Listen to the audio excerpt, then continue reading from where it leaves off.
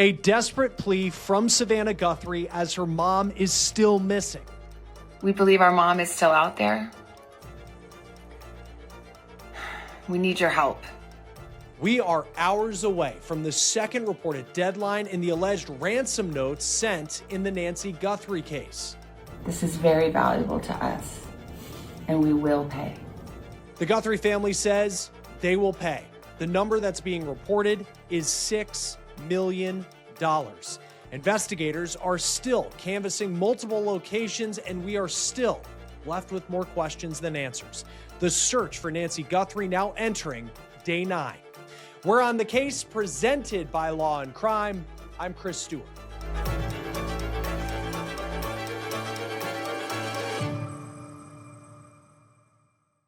Staying on top of the news is crucial. We keep you up to date on the world of true crime, but beyond that, it can be frustrating to find news you can trust. You might have concerns about bias, and you're asking yourself, who and what do I believe? So let me introduce you to our sponsor today, Straight Arrow News. Straight Arrow News is a personalized news platform that gives readers fact-based journalism to inform and build trust. Their media mist tool shows readers headlines not seen on mainstream outlets, providing useful commentary that cuts through sensational spin. Their site and app also points out biases with a media landscape to group sources by political leaning for full transparency. Now, if you're ready for a better way to get the news, go to san.com/OTC or just click the link in my description. Straight Arrow News. Skip the drama, get the facts. Welcome back to trustworthy journalism. Right now, law enforcement says the investigation into what happened to Nancy Guthrie is stretching across multiple locations. Savannah Guthrie just posted a new video to her Instagram saying she believes her mom is still out there and she is calling on the public for help. Hi there, everybody. I wanted to come on and just share a few thoughts as we enter into another week of this nightmare. I just want to say, first of all, thank you so much for all of the prayers and the love that we have felt, my sister and brother and I, and that our mom has felt. Because we believe that somehow, some way, she is feeling these prayers and that God is lifting her even in this moment and in this darkest place. We believe our mom is still out there. We need your help. Law enforcement is working tirelessly around the clock trying to bring her home, trying to find her. She was taken and we don't know where. And we need your help. So I'm coming on just to ask you, not just for your prayers, but no matter where you are, even if you're far from Tucson, if you see anything, if you hear anything, if there's anything at all that seems strange to you, that you report to law enforcement. We are at an hour of desperation, and we need your help. TMZ is reporting the Bitcoin wallet linked to the alleged ransom note they received is still empty. We're going to continue to monitor that heading into Monday night. Also tonight, we're keeping a close eye on the deadline that the alleged ransom note laid out. That second deadline being 5 p.m. Mountain Time. As that part of the story is playing out, law enforcement says it's continuing to investigate multiple locations in connection to the case. And one of those locations is the home of Annie Guthrie, which is about 4 miles away from Nancy Guthrie's house. And Annie's house is where Nancy was before she returned home and then vanished in the middle of the night. It was a night with family, and we've been told there was dinner, there were games, very typical, nice family evening. Then she goes back to her house, and that's where this story begins. Now, Annie Guthrie is Savannah Guthrie's older sister. Here she is with Savannah and her mom at what appears to be a show last year. This picture was posted to Savannah's Facebook page. And this is what Annie said in the first video that was posted to Savannah's social media speaking to whoever is claiming to have possibly taken her mom, Nancy Guthrie. The light is missing from our lives. Nancy is our mother. We are her children. She is our beacon. She holds fast to joy in all of life's circumstances. She chooses joy day after day, despite having already passed through great trials of pain and grief. We are always going to be merely human, just normal human people who need our mom. Mama, if you're listening, we need you to come home. We miss you.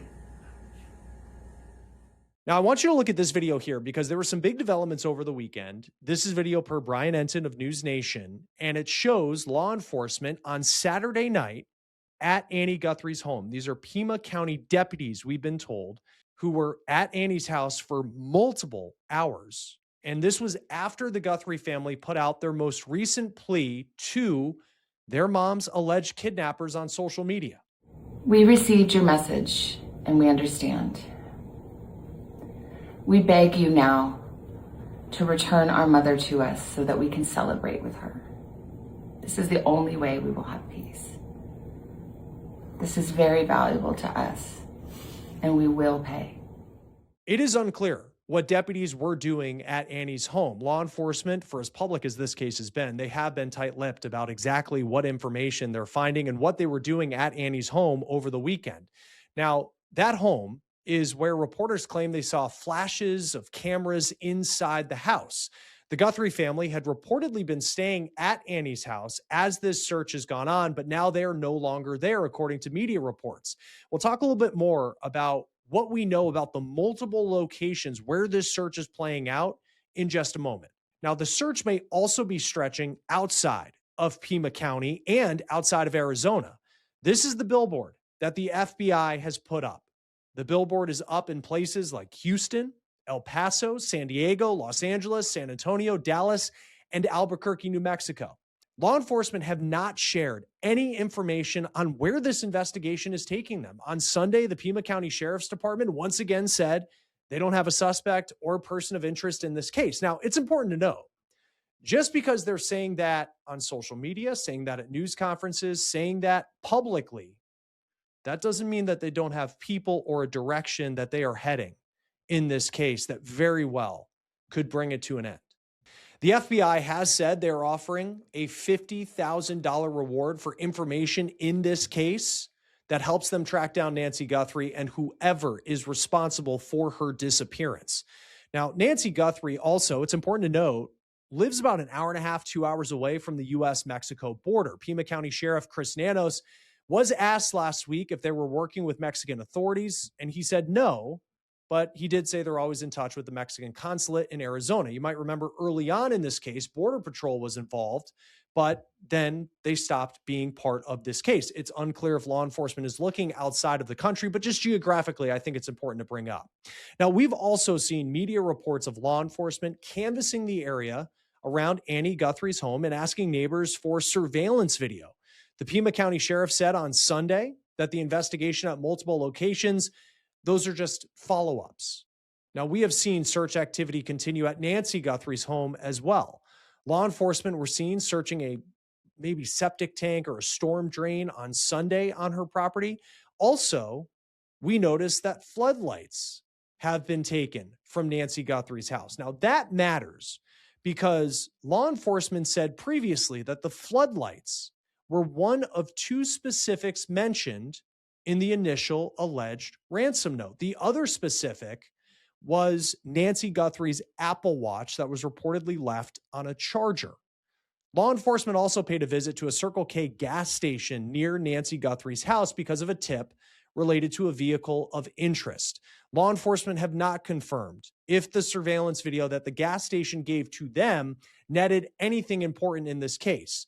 One of Nancy Guthrie's neighbors did tell the New York Post that they had passed along to law enforcement that they had seen a white van with no printing on it parked in their neighborhood. Deputies and the FBI haven't commented on any vehicle of interest in this case. But when talking about vehicles, another clue that we did see over the weekend was a car that was towed from the garage of Nancy Guthrie. This is another video from Brian Ensign, who's been outside of Nancy Guthrie's house for the past week, and it shows that vehicle being taken away.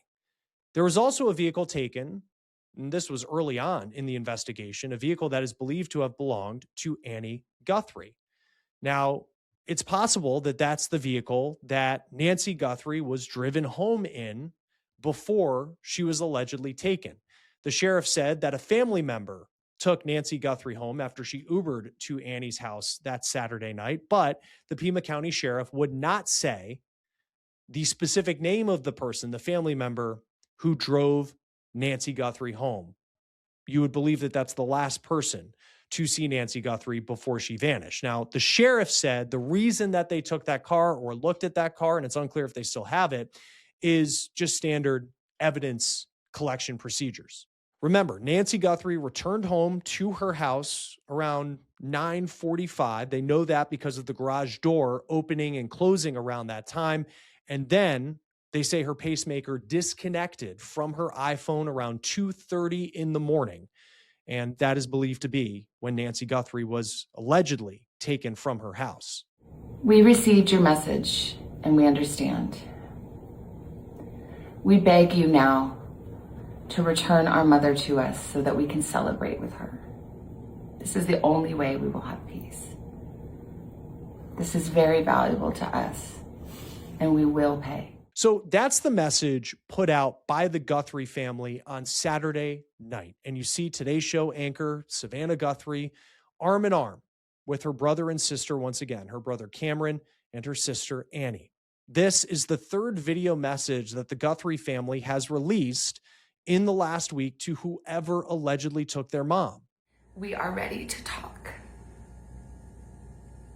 However, we live in a world where voices and images are easily manipulated. We need to know, without a doubt, that she is alive and that you have her. We want to hear from you, and we are ready to listen. Please reach out to us. Now, that was the first video that they put out last week, that roughly 4-minute video, and it's unclear if they have had any contact or more contact with the person or people behind their mom's disappearance beyond what has been confirmed by law enforcement. Now, in the most recent video, the Guthrie children say that they are ready to pay to get their mom back. And a big development over the weekend, again, was K-Gun TV station in Tucson, Arizona, reported on Saturday night that its newsroom received an alleged ransom note last week. And they said for the first time, the amount of money the kidnappers allegedly are demanding, and they say it is $6 million. Now, the TV station also said that the deadline to pay that $6 million Monday, today, at 5 p.m. Mountain Time. Now, the TV station did say that that figure, that the timeline has not been confirmed publicly by law enforcement. Now, we know the alleged ransom notes had two deadlines. One was Thursday, February 5th, and then you have the other being today, Monday, February 9th. Now, for as public as this case has been, I think it's important to point out, with all the speculation, internally, the inner circle of the Guthrie family, the investigators who are closest to them, we really have no idea what is going on with this case. We can only sit back and you see so much speculation. You see the reporters outside of Nancy and Annie's homes kind of doing a play-by-play on social media of what members of law enforcement show up. TMZ reported in the ransom note that they received that it said that Nancy was safe, but she was scared and that she understood what was going on. It's also important to point out the medication that the sheriff has talked about. When Nancy was taken last week, the concern then, and it's certainly a concern now, was that she had serious health issues. She couldn't walk 50 yards on her own. She was sharp as a tack, but without the medication that she takes regularly, she could die within 24 hours. Now, TMZ has said that the FBI had told them not to share certain details in this case, but TMZ has also shared a good amount of information, it appears, from that ransom note, including what they say is an amount of time that it would potentially take for the alleged kidnappers to return Nancy Guthrie if that ransom is paid and if those ransom notes are allegedly real. TMZ put out a radius on a map of how long it would take to get someone back to Tucson if she is no longer in Tucson, if they were driving the speed limit. And that radius stretches as far away as California, Colorado, or into Mexico. But it's unclear, again, if that ransom note is legit. But from the videos that we're seeing on Savannah's Instagram, the Guthries and law enforcement are taking it very seriously, it appears. Now, there is a major presence of federal law enforcement in this case. President Trump has pledged his full support. He also said something that piqued a lot of interest for those who have been following this case on Air Force One, because he was asked about the investigation. And he told reporters, quote, "I think we're doing very well on everything. You're probably surprised to hear that. We have some clues that are very strong, and I think we could have some answers coming up very soon."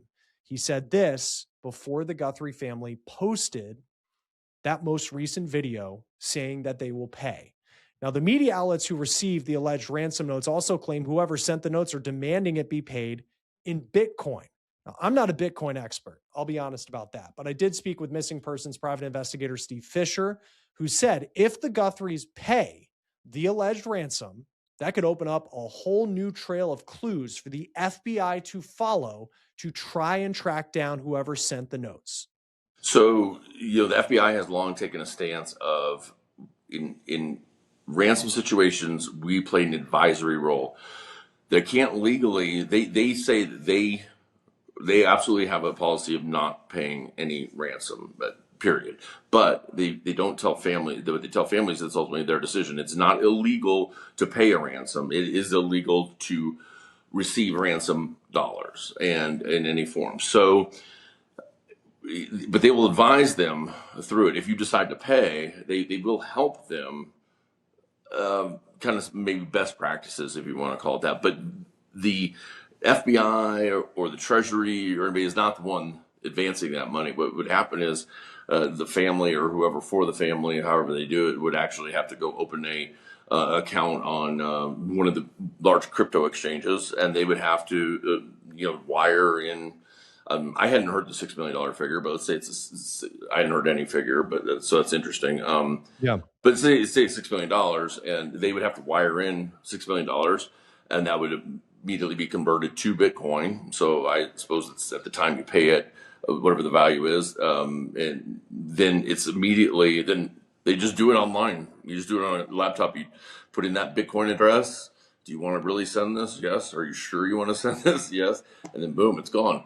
But it's on the blockchain. Then it's a public ledger. Everybody in the world that can see it. So that and that they can't just take that and be like, here, cash it out and send it to this, wire it to here. It's been very, very difficult for them to scrub that because and the whole world, not just FBI or Treasury Department, every internet sleuth in the world is going to be watching that Bitcoin wallet for eternity. Yeah. And that's the thing. Cause I'm not a Bitcoin savant by any means, but it's like when you hear that they want it in Bitcoin, you think like, oh, maybe that's not traceable, but it seems like it's very much traceable. Yes. So we'll see how it's not really traceable. It's not, you're not identified as the wallet holder, but when you cash out, you have to send it to, if you're converting it to any form of currency, it's got to eventually go to a bank account then. That you have to set up. So it becomes very difficult. And if you want to go buy a Lamborghini or something, well, they're going to be there saying who registered this, where did the Lamborghini go? They're going to track any asset you buy with it. They're going to follow that to see who ends up with that asset. The Pima County Sheriff's Department also said on Sunday that they will have a presence outside of Nancy Guthrie's home at the request of the family. If you have any information on where Nancy Guthrie is, you can contact the Pima County Sheriff's Department or the FBI. Contact Pima County Sheriff's Department at 520-351-4900. And you can also contact the FBI. 1-800-CALL-FBI is the number, or you can go to tips.fbi.gov. Joining us now to talk more about this case and where we may go from here, Troy Hillman, retired police sergeant. Thank you for being with us on Law and Crime. I know this is taking place in your state of Arizona. I keep going back to these ransom notes because, I mean, everything I've heard is like there's just the way that it's being gone about and like having two deadlines and it coming just a couple days after Nancy Guthrie was allegedly taken, that it doesn't fit the mold that you might typically see in a case like this. Like, what do you see with just what we know at this point about these alleged ransom notes? Well, I always say it's hard to really know exactly because we don't have all the details, and there's so much information kind of circling about, so to speak, and speculations. But yeah, if you just focus on the ransom notes, there is a lot of, I would say, concern there because there's been no proof of life. And then even if there was proof of life, you have to really factor in AI generated images, that kind of thing. But we don't know what the ransom notes said as far back to that, as far as specific details that would prove to the FBI and authorities that this captor indeed has her or was at the house. So there's just a lot of stuff circling right now, and it's really hard to say. Yeah, and I keep going back to, so many other cases that we've seen. I mean, even you think of, it's a very different situation, but like Brian Koberger in Idaho and just how much heat police took for weeks, that it was, oh, they aren't doing enough, this and that. And, behind the scenes, there was a lot more going on than what they were letting on in any sort of public statement or news conference. And there was so much speculation. And that could be the case here. We'll see. When you watch some of those Instagram videos that the Guthrie family have put out, and, everybody's trying to make sense of the messages that they're sending, they absolutely look distraught and exhausted. And it's not as much the question being about body language, but just like the words that they're saying. And I know people have said like, oh, perhaps the FBI is writing these messages. Like, typically, how does it work in a case? And I know this is a very uncommon case, but if someone was to send a message and put it out publicly, how do you craft that message? I think the strategy would be it would have to feel like it came from the family. But my guess is the FBI is obviously reviewing it and having input. You want to have an appeal for human kindness. You want to try to appeal to this. Hey, you've got our 84-year-old mom and she needs medication, and we'll do whatever it takes. So there needs to be open lines of communication with the captor at all times. So you need to keep that. You don't just want to obviously berate them or make them feel bad, or in terms of they're a horrible human being. You want to maybe say, just appeal to hey, just please help us, just get our mom back. We'll do whatever it takes, that kind of thing. And part of the, and again, I only know how, from cases I've covered, and I've never covered one like this, but you have these ransom notes that were allegedly sent to TMZ. And then first it was 2 television stations in Tucson, and then a television station received a second ransom note later last week. What do you make of how those notes were sent? It's very easy to get in touch in this situation with Savannah Guthrie. She's a very public person. Why they were sent to TMZ and these media outlets as opposed to directly going to the family? I mean, that's a great question. It's tough to really isolate why.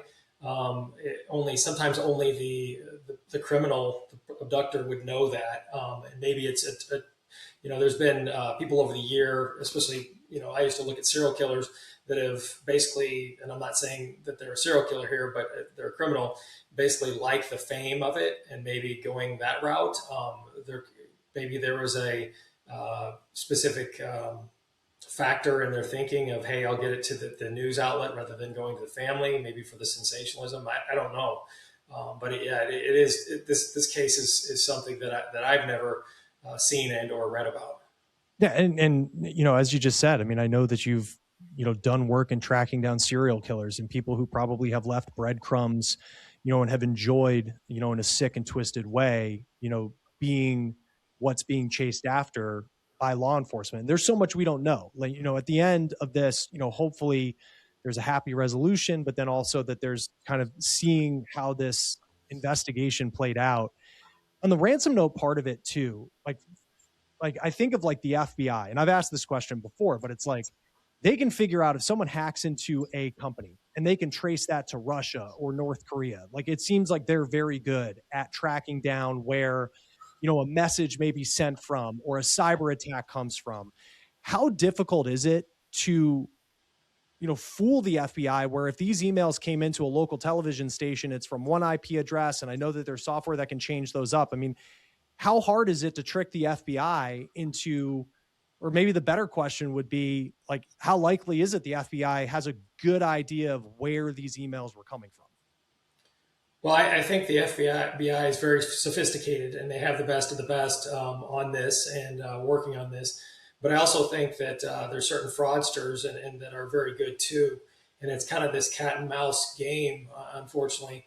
But I will say, and I've told a lot of people over the last week, that we probably only know 25% of what law enforcement knows at this point, and that's for a reason. That's just basically to make sure that the case is not compromised. We've already had one copycat that they had to take resources and arrest him. So yeah, you want to protect the investigation. So it's really, I guess it's hard to say.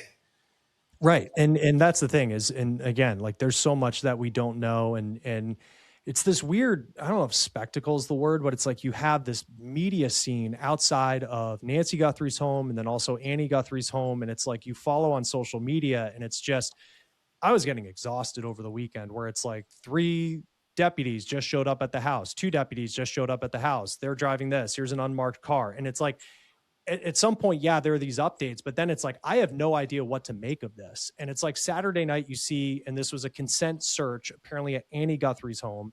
And then you see law enforcement going through maybe some sort of drainage pipe or septic tank on Nancy Guthrie's property. Like, what do you make of the police activity that we're seeing at this point where you have the messages coming out from the Guthrie family, but then you see the investigation from the sheriff's department continuing on at those properties? Yeah, in these kind of situations, you have to cast a very wide net. And what I mean by that is try to get all the digital evidence you can, get all the forensic physical evidence you can. And maybe they were in a kind of a different direction at the beginning and they kind of let go of that house.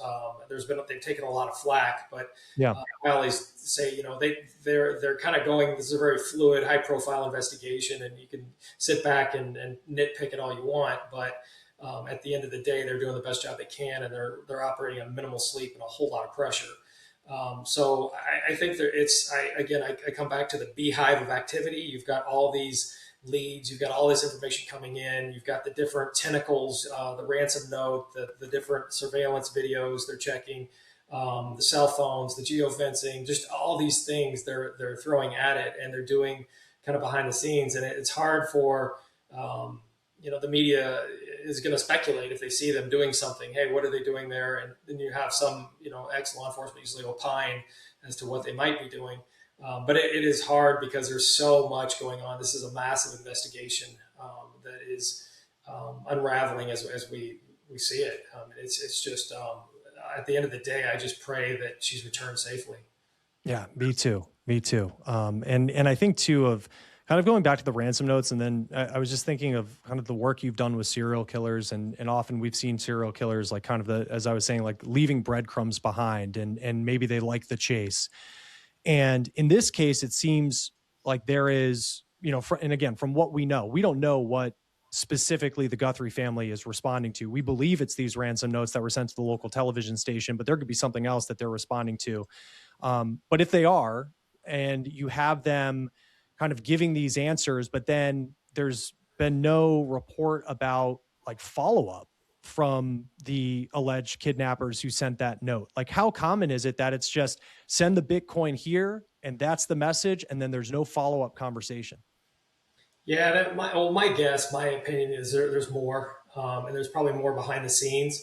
There's a lot more to that than just, hey, a ransom note that says X and Y, because the feds are going to want to, and the authorities are going to want to verify exactly, where she is, that she's alive, before they take any action or even contemplating doing any kind of, even if they would, a money transaction.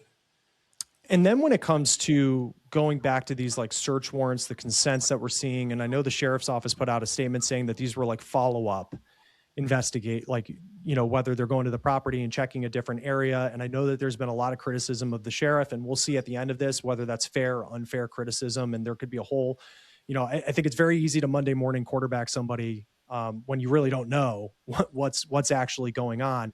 But you do see them going back to these homes. Is that common in a case? And I know this is an uncommon case, but to do these follow-up searches over and over and over again at the house. And I know he's already said publicly that he probably shouldn't have given it back over to the family in the first place, but they do seem to be following up a lot. How common is that? Well, I think a lot of investigations that I've seen and or worked on, we would have held the house a lot longer. There was really no need to release that house. But again, that's speculation. That'll be a learning point in the future. But I think it's very common to kind of say, because there's so much, and that's a very large house, that's a very large property, there's a vehicle, and it's very common once you're not thinking initially, was the vehicle in our garage even touched? But then again, they're casting this wide net of saying, okay, well, maybe there is, or they learned something, or maybe something came in from the ransom notes that pointed to a particular thing, that they need to go verify that and assess that and make sure. And I think it came out later that somehow the lights on the back of the house were tampered with. That didn't come out initially. So information is just surfacing, and they're going to want to see, is there any physical evidence there? And just kind of piece all this together. So they'll go back as many times as they need to really come up with, to chase leads and to verify things and make sure that they dot their I's and cross their T's. Now in the ninth day of this, I feel like, there's, so many different, it could be this, it could be that, someone they knew, someone they didn't, someone who liked Savannah Guthrie on the Today Show, and then kind of, maybe became infatuated with the family. I mean, all those different rumors and speculation and opinions could be out there. But when it comes to what we know about the night that Nancy Guthrie was allegedly taken, and you have the pacemaker, you have the Ring doorbell camera that was taken off, and then she doesn't have the subscription apparently to be able to, get video of that. Just based off of the facts as we know them at this point, and there's a lot that we don't know, like, do you feel like this is someone who is a sophisticated criminal who would have taken Nancy Guthrie, or would this be more of a kind of a brazen, kind of, not to say like a rookie, but someone who is, do you think that this is a sophisticated criminal or someone who just kind of went in and did this? Yeah, my gut tells me that this was more sophisticated, that basically they didn't know, but they probably didn't know whether the Ring camera was hooked up, but they may have, basically hid or taken their time to see if the police would have responded. There was a time gap between, I think there was movement between the Ring camera, and then there was an internal camera, I think, that captured some type of movement. So there's all these things going on, and typically if you're low level and you're just going to do a burglary, you just break in, and if someone's there, you leave, or you just take some random things and beat feet out really quickly. But to go in and not only, or then maybe you're surprised, and then you end up killing the homeowner. You don't take the homeowner unless you're pretty much you're abducting them for a reason. So there's different things that point towards the targeted, more sophisticated, and then all the tampering and those kind of things. If the ransom notes are valid and there's a lot more information in there, you're looking at somebody that believes that they're going to basically, pull one over or get one past the police, basically. Yeah. And we'll see what happens next. I mean, there's, again, so much speculation, but hopefully sometime soon, and still holding out hope for a happy ending to this story. Troy Hillman, it's always great to have you on Law&Crime. You have a book out called Chasing Down the Zombie Hunter. You did work in your career in chasing down serial killers. Where can people find this book? What do they need to know about it? My book's in Amazon, Barnes & Noble, available on all formats, audio, hardcover. It basically tells a story almost as if you're a ride-along with a cold case detective squad, looking at two horrific murders that were done on cyclists in the early 90s. And it basically covers that 3.5-year journey of tracking down that serial killer who was basically hiding in plain sight. Yeah, really important for people to check out that book. Thank you so much, as always, Troy, retired police sergeant Troy Hillman, for being with us on Law and Crime. What a case here out of Arizona. Thanks for being with us. Yeah, thank you, Chris. I appreciate it. Before we go, I want to put up the numbers and places you can call or go to submit anonymous information. If anybody watching this has any information on where Nancy Guthrie may be, if you have information, again, you can contact the Pima County Sheriff's Department or the FBI. 520-351-4900 is the Pima County Sheriff's Department's number. And contact the FBI at 1-800-CALL-FBI or go to tips.fbi.gov. That will do it for On the Case, presented by Law and Crime. You can subscribe to us on YouTube and Spotify, and now you can find episodes of On the Case on Peacock. I'm Chris Stewart. We'll see you next time.